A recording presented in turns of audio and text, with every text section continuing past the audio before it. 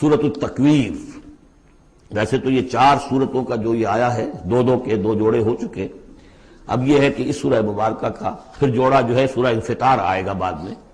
لیکن یہ کہ 4 سورتیں تکویر، انفطار، مطففین اور انشقاق، یہ چاروں جو ہے مل کر بھی ایک گروپ بنتی ہیں. لیکن وہ بعد میں ساتھ بات ہوگا. اب وقت چونکہ ہے ابھی ہمارے پاس 10 منٹ، لہذا اس کو ہم جتنا پڑھ سکتے ہیں پڑھ لیں.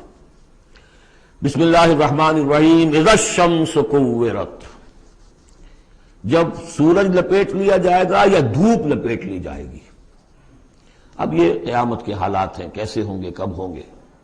وَإِذَا النُّجُومُ انْكَدَرَتْ، اور جب یہ ستارے ماند پڑ جائیں گے. وَإِذَا الْجِبَالُ سُيِّرَتْ، جبکہ پہاڑ چلائے جائیں گے. وَإِذَا الْعِشَارُ عُطِّلَتْ، اور جبکہ گابھن بیاہنے والی جو ہے اونٹنیاں وہ کھلی پھریں گی. یہ عربوں کی جو ہے سب سے بڑی متاع ہوتی تھی، اونٹنی ہے، اور اس کا حمل جو ہے وضع حمل کا وقت اب قریب آیا ہوا ہے، تو اس کو تو بہت حفاظت سے رکھتے تھے، سنبھال کر رکھتے تھے، سیوا کرتے تھے. اس وقت کس کو فکر ہوگی؟ خود اس وقت عورتوں کو اپنے حمل کی فکر نہیں ہوگی تو وہ اونٹنیوں کے حمل کی کس کو فکر ہے. وَإِذَا الْعِشَارُ عُطِّلَتْ، وہ ایسے پھریں گی کہ کوئی ان کو پوچھتا ہی نہیں.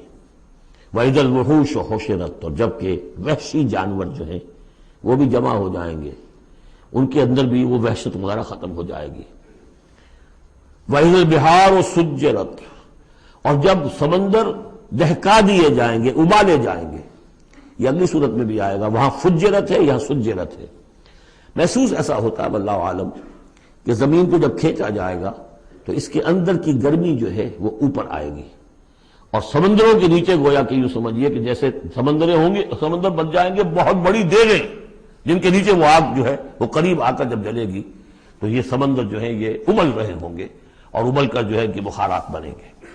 اذا البحار سجرت واذا النفوس زوجت، اور جب جانوں کو جوڑ ملائے جائیں گے، یعنی مختلف لوگوں کے کہ یہ کس قسم کے لوگ تھے، یہ کس قسم کے لوگ تھے، یا علیحدہ علیحدہ یوزعون جو آیا ہے ان کو مختلف جماعتوں میں تقسیم کیا جائے گا.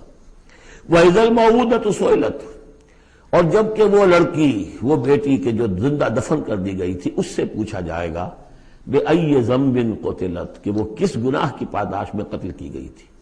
دیکھیے کس قدر لطیف ہے، اس سے پوچھا جائے گا تجھے کس لیے قتل کیا گیا. بِأَيِّ ذَنبٍ قُتِلَتْ وَإِذَا الصُّحُفُ نُشِرَتْ، جب صحیفے کھول دیے جائیں گے یعنی اعمال نامے. وَإِذَا السَّمَاءُ كُشِطَتْ، اور جب آسمان کی کھال اتار لی جائے گی. جیسے جانوروں کی کھال جب اتار لی جاتی ہے تو اب وہ اندر سے گوشت سارا نظر آ رہا ہے. تو ایک مفہوم تو یہ ہے کہ آسمانوں کے اوپر جو کچھ ہے وہ بھی انسانوں کو نظر آنے لگے گا. اور ایک یہ بھی ہے کہ جو ہم نے پڑھا تھا سورہ رحمان میں، فَإِذَا انشَقَّتِ السَّمَاءُ فَكَانَتْ وَرْدَةً كَالدِّهَانِ، تو جیسے کہ جانوروں کی جب کھال اتر جاتی ہے تو اندر سے سرخ گوشت نکلتا ہے، اسی طریقے سے اس وقت جو ہے پہاڑ کی ان کے آسمانوں کی شکل ہو جائے گی. واللہ عالم. وَإِذَا الْجَحِيمُ سُعِّرَتْ، اور جب کہ جہنم دہکائی جائے گی. وَإِذَا الْجَنَّةُ أُزْلِفَتْ، اور جب جنت قریب لے آئی جائے گی.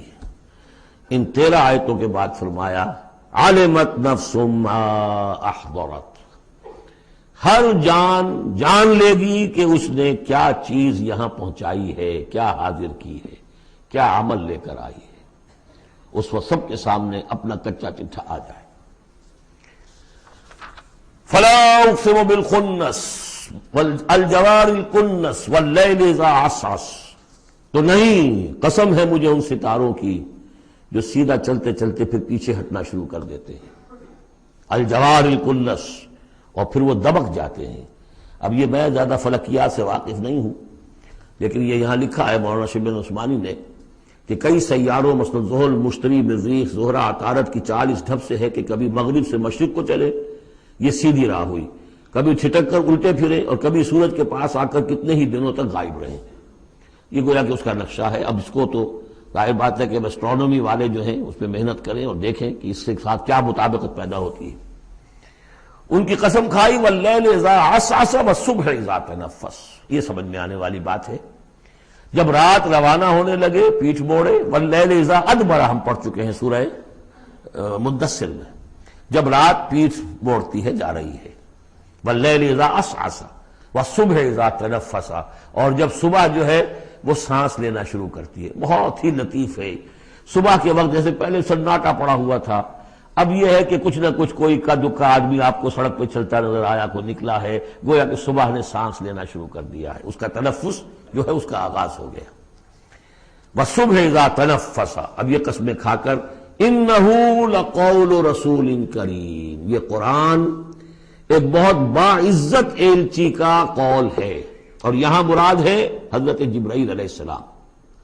اس سے پہلے سورہ حاقہ میں ہم پڑھ چکے ہیں انہ لقول رسول کریم، وہاں رسول کریم سے مراد محمد رسول اللہ ہے۔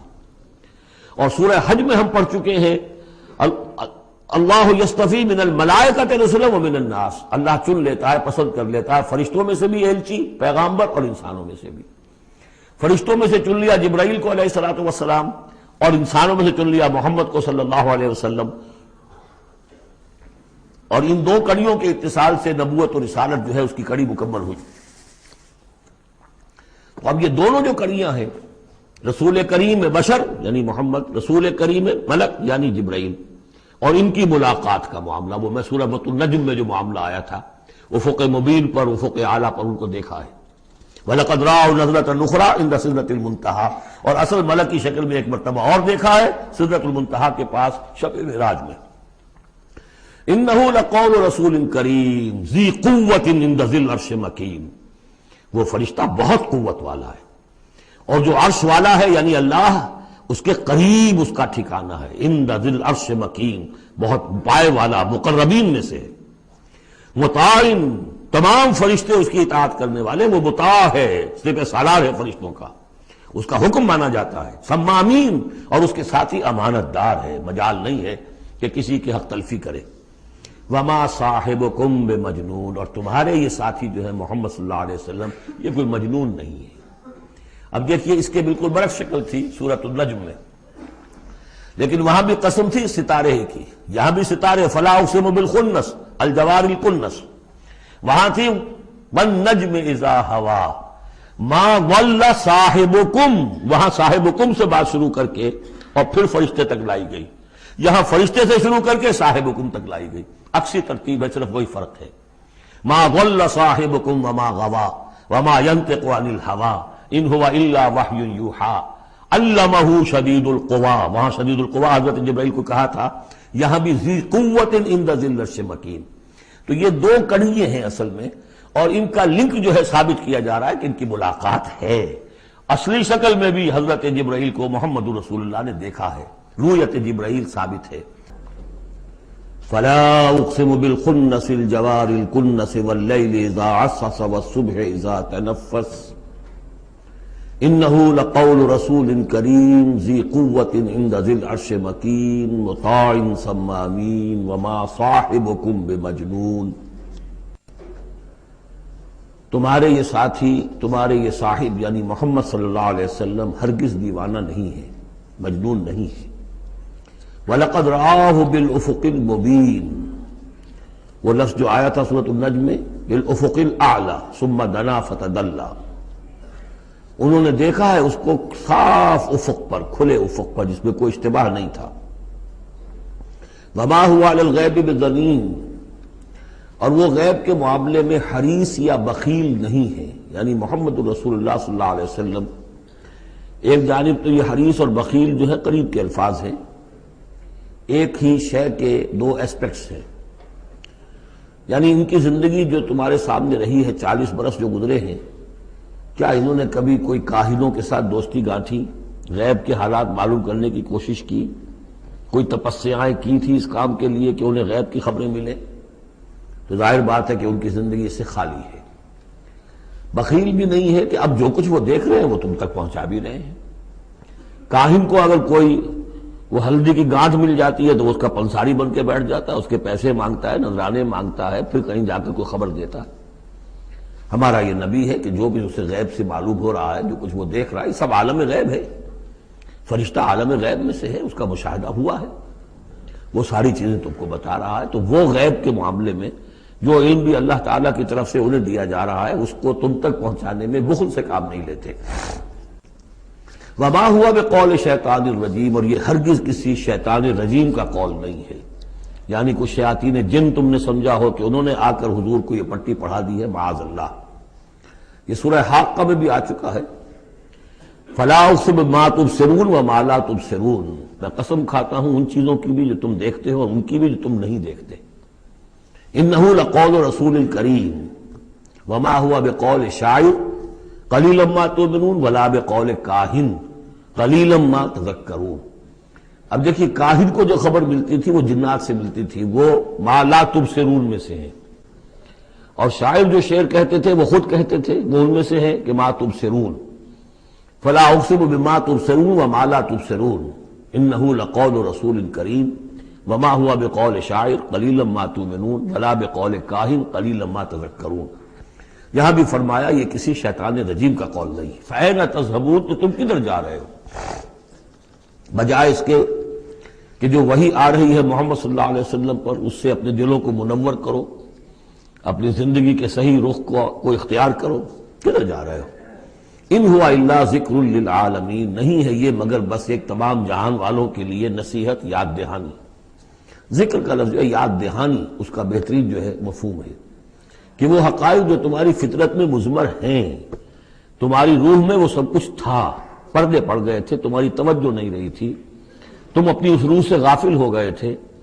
وَلَا تَكُونُوا كَالَّذِينَ نَسُوا اللَّهَ فَأَنسَاهُمْ أَنفُسَهُمْ۔ اب قرآن آ کر ایکٹیویٹ کر رہا ہے تمہارے اپنے اسی انر کانشسنس کو، جو ڈورمنٹ تھا اسے ایکٹیویٹ کر رہا ہے۔ لِمَنْ شَاءَ مِنْكُمْ أَنْ يَسْتَقِيمَ، ہر اس شخص کے لیے جو تم میں سے چاہے کہ وہ سیدھے راستے پر آ جائے، جو بھی طالب ہوگا ہدایت کا، جو صراط مستقیم حاصل کرنا چاہے گا، اس کے لیے یہ یاد دہانی ہے۔ وَمَا تَشَاءُونَ إِلَّا أَن يَشَاءَ اللَّهُ، پھر وہی بات، تمہارے چاہے بھی کچھ نہیں ہو سکتا جب تک اللہ نہ چاہے۔ یہ دو مشیتیں ملتی ہیں، تم بھی چاہو اور اللہ بھی چاہے، تب کام ہوگا۔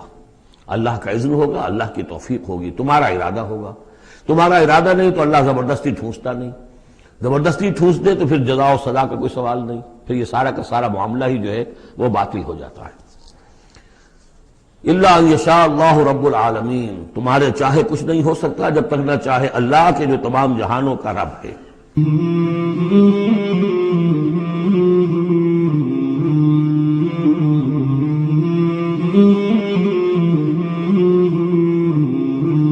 مولاي صل وسلم دائما ابدا على حبيبك خير الخلق كلهم، مولاي صل